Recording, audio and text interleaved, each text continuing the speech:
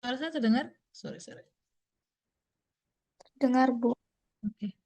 Tadi ini semua nggak bisa masuk ke ini info KAS-nya, semuanya. Atau ada yang bisa?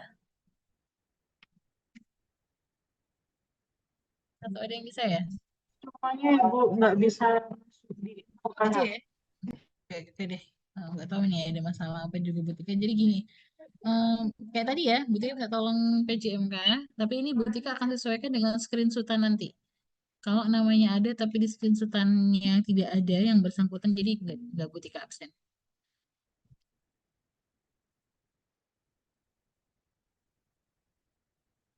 Kita lanjut, teman-teman. Nah, ini jalur infus yang eh, ada ya, yang bisa diberikan pada bayi. Ada yang bisa jelaskan jalur infus ini untuk apa saja? Apa yang dimasukkan di sini?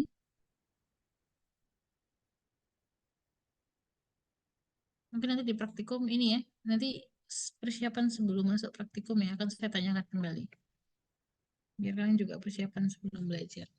Ini monitor ya.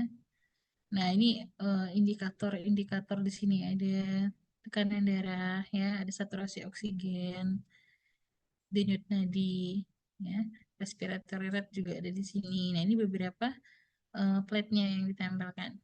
Jadi nanti banyak macam yang perlu kalian lihat adalah ini. Pokoknya ada SPO berarti itu saturasi oksigennya. Ya, ini ada tekanan darah, respiratory rate. Jadi ketika ketika kalian melakukan tindakan pada neonatus, misalnya di apa tindakan di inkubator, kalian juga harus memperhatikan monitor.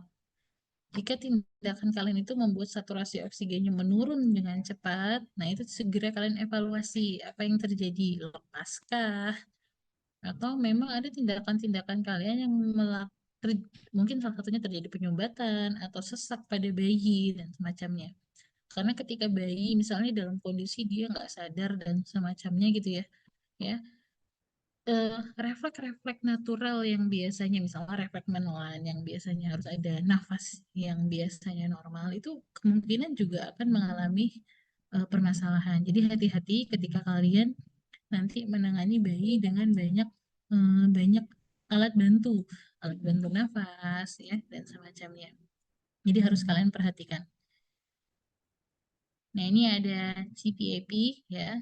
Ini alat bantu nafas biasanya dengan menggunakan kanul kecil.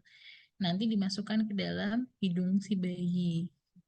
Nah, ini biasanya dengan ini ya, oksigen dengan oksigen tinggi.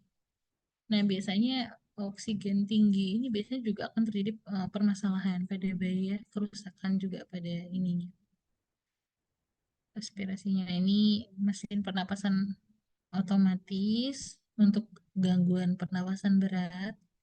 Ya, jadi memang eh, ada alat pumping dan ininya. Nah, ini blue light therapy atau fototerapi biasanya diberikan pada bayi dengan kadar bilirubin yang rendah. Itu kalian bisa bilang bayi kuning, ya, jaundice. Nah, ini biasanya dilakukan fototerapi berjam-jam, bisa 5 jam, 6 jam, tergantung kadarnya. Oke, sampai sini lingkungan neonatus paham ya. Apalagi yang belum saya sampaikan. Misalnya kan pernah lihat bayi, terus ada alat apa yang belum saya sampaikan di sini. Nah, mungkin itu nanti harus kalian ini ya, dievaluasi lagi. Bu, saya pernah lihat bayi di ini dipasang ini, tapi di sini tadi Bu Tika nggak jelasin. Nanti tolong nanti bisa disampaikan ketika praktik. Nah, ini pemeriksaan fisioterapi pada neonatus. Apa saja yang harus kalian lakukan? Ini praktikum pertama. Ini yang harus kalian lakukan. Ya, adalah nadi. Nah, kalian bisa lihat, bisa bandingkan nanti bayi dan anak dewasa. Dewasa kan memang harus tahu ya, dewasa. Tapi bayi dan anak nanti diperhatikan. Nah, ini nadi bayi itu 120, berbeda sama dewasanya. Nah, terus ada tekanan darah. Nah, tekanan darah itu malah cenderung rendah ya kalau pada bayi. Kalau bayi normalnya 70 70 sampai 90 per 50. Nah, ini pada anak 80 per 60 biasanya per 80. Nah, ini ada suhu tubuh. Nah, ini normal itu berapa? Kalau suhu tubuh sama ya semua, baik bayi maupun dewasa. Nah, dengan catatan, pemeriksaan suhu tubuh ini dilakukan di mana? Ya, kamu pada pakai teknik di oral apa di aksila? Di pernapasan. Pernapasan bayi tentu lebih cepat ya. 30 sampai 40 itu bayi per menit. Jadi jangan sampai nanti kamu salah evaluasi, salah alat ukur. Makanya untuk mengukur pemeriksaan atau anamnesis atau kalian mau lakukan pemeriksaan khusus untuk melihat respirasinya bayi itu berbeda dengan orang dewasa. Lansia, lihat lansia ini 14 sampai 16. Nah, kalian perlu perhatikan untuk yang pediatri ini 30 sampai 40, untuk anak 20 sampai 30. Napasnya bisa 3 kali lebih cepat. Nah, ini antropometri pada neonatus. Nah, ini berat badan tadi ya. Ini kita sepakati di sini dan juga sudah di WHO dan beberapa jurnal juga menyepakati normal normal berat badan 2,5 hingga panjang badan 48 sampai 52 ya.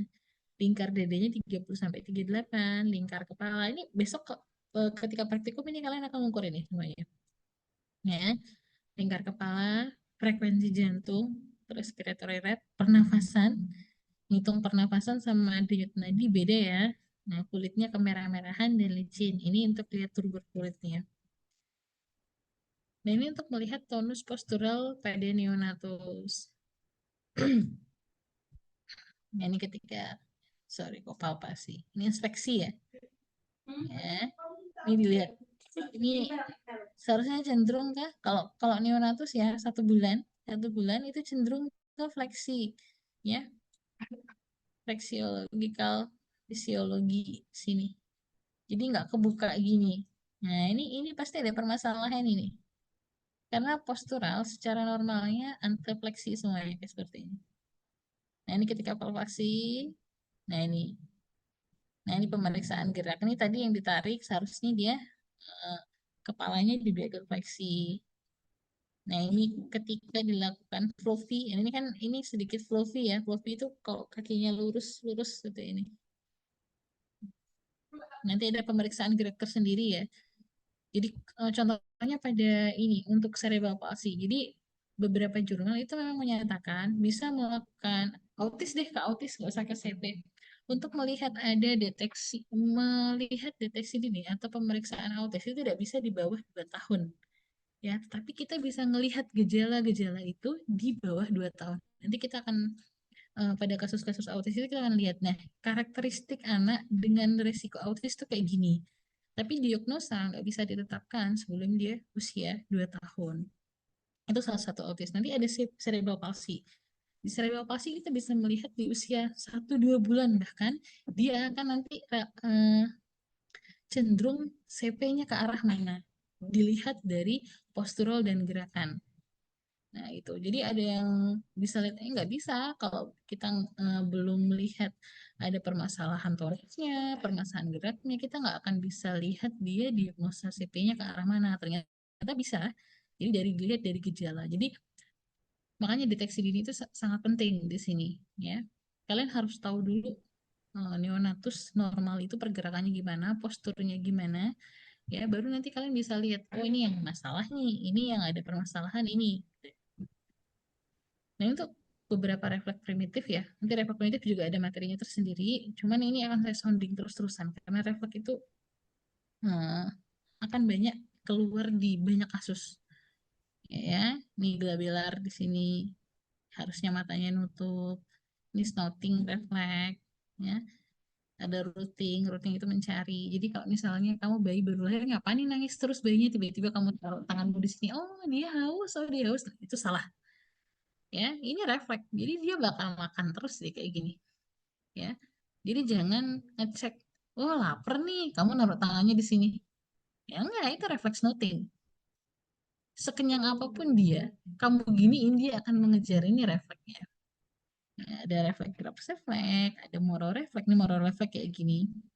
Dan moro refleks itu Ketika punya satu kenalan ya, jadi bukan pasien, jadi pemeriksaan, jadi moral refleksnya itu tidak terintegrasi ya. Kalau moral refleksnya tidak terintegrasi, merangkaknya itu bermasalah. Merangkaknya bermasalah itu akan terjadi struktur atau gangguan keseimbangan. Mungkin kalian yang merangkaknya bermasalah atau nggak benar, nanti ke dewasanya ya, mabukan kalau naik kendaraan ya, vertigo dan semacamnya. Jadi sekompleks itu loh permasalahan yang akan diturunkan ketika eh, sensori dan refleks itu tidak terintegrasi dengan baik ketika ketika dia masa kecil. Harus tuntas semuanya. Nah, ini jalan refleks. Ini asimetrikal. Asimetrikal tuh yang kepalanya di sini, yang satu seperti ini ya. Terus ada symmetrical refleks. Ketika kepala ditundukkan, semuanya fleksi seperti ini. Nah, ini beberapa pemeriksaan yang perlu kalian lakukan ya. Yang pertama ada pemeriksaan gawat nafas hasil Down score di sini. Ini untuk bayi ya. Kita ngelihat ada retraksi apa enggak, ada sianosis kebiruan apa enggak, ada udara masuk apa enggak, dia merintih apa enggak. Merintih itu kan kalau bayi itu kan mengeluarkan suara atau suara-suara tidak nyaman. Nah, ini pemeriksaan maturase neonatus dengan balat. Skor balat. Nah, ini semakin rendah ya, semakin rendah nilainya berarti banyak permasalahan di sini. Nah, dilihat posturnya. Oh, kayak gini. Oh, ini kan semakin bagus ya kalian di introspeksi. Nah, square window-nya bagaimana? Nah, ini ya arm recoil-nya bagaimana ya? Atau dia nggak pernah seperti itu, nggak pernah gini. Dia tangannya ke bawah terus. Tapi bayi baru lahir ini kan ngangkat terus gini ya. Nah, terus popliteal angle-nya. Kalian nggak ngukur popliteal angle hanya pada saat dewasa saja. Jadi pada saat bayi kalian bisa ngelihat kalau ada permasalahan pada popliteal angle-nya ketika dia nekuk gitu. Berarti ada permasalahan pada postural si bayi ini. Nah, masa permasalahan postural pada bayi ketika pada bayi itu biasanya dihubungkan langsung dengan gangguan neuromuskularnya. Ada scrap sign-nya ya, gini atau gini atau malah gini. Terus ada heel to ear-nya. Ini kaki. Ini kaki kok bisa nggak atau malah bisa terus ke atas. Kita cek ketika praktikum ini nanti banyak pemeriksaannya. Jadi saya sarankan semuanya pakai training physio kitnya dibawa. Nah, ini physical maturity, kematangannya, dilihat lanugonya, ada nggak putih-putihnya. Nah, terus plantar surface-nya di telapak kakinya udah ada kris-kris tuh apa ya? Ini kayak gini lipatan ya, lipatan. Terus uh, di brace-nya pada putingnya, jadi areolanya bagaimana atau kehitaman semuanya pada bayi itu terlihat. Ya, ini kematangan dilihat dari karakteristik fisiknya. Telinganya sampai sampai bisa terlihat apa sampai tidak terlalu terlihat apa ketebalnya gitu. Terus genitalnya tadi di awal ini sudah ada ya yang physical maturity. Nah, ini berapa minggu, terus skornya berapa. Nah, ini pemeriksaan kematangan neonatus dengan NNA di sini. Nah, lihat NNA juga kalau kalian lihat di sini bagaimana pemeriksaannya nanti dibaca ya. Terus dilihat nih misalnya kayak posisi postur, semua akan yang dilihat postur, respon gerakan, terus pola gerak. Nah, pada bayi itu yang dilihat untuk melihat adakah gangguan pola gerak. Karena sejatinya bayi baru lahir itu pergerakan dan semua aktivitasnya itu didominasi oleh refleks dan refleks itu yang ngatur adalah sistem saraf pusat. Ketika posturnya bermasalah, gerakan pola geraknya bermasalah, terus apalagi angel-angel yang lain bermasalah, kemungkinan akan dihubungkan dengan uh, sistem sarafnya di sini. Nah, ini dilihat ya. Contohnya deh, kita baca satu aja ya. Ya, oke, saya lanjut ya. Nah, ini beberapa tes di sini. Ada assessment of preterm infant behavior. Jadi ngelihat perilakunya di sini. Nah, untuk ini bisa ngukur usia 28 minggu sampai 1 bulan. Jadi nanti saya perbolehkan kalian membuka HP hanya untuk buka ini. Scoringnya bagaimana, terus ngecek nanti. Nah, ini untuk ngelihat neurobehaviornya. Terus neuron behavior, observation system. Di sini ngelihat tonus motoriknya, terus aktivitas, self regulationnya, gimana nangisnya, ya. Terus respon terhadap stresnya, habitationnya, sensory capacity-nya. Sensory capacity itu kalau yang pada bayi yang bisa kita lihat respon secara langsung tuh melihat, terus mendengar itu ya. Terus kapasitas interaksi yang lain ya. Nah, ini ngelihat ini dan banyak macam lagi.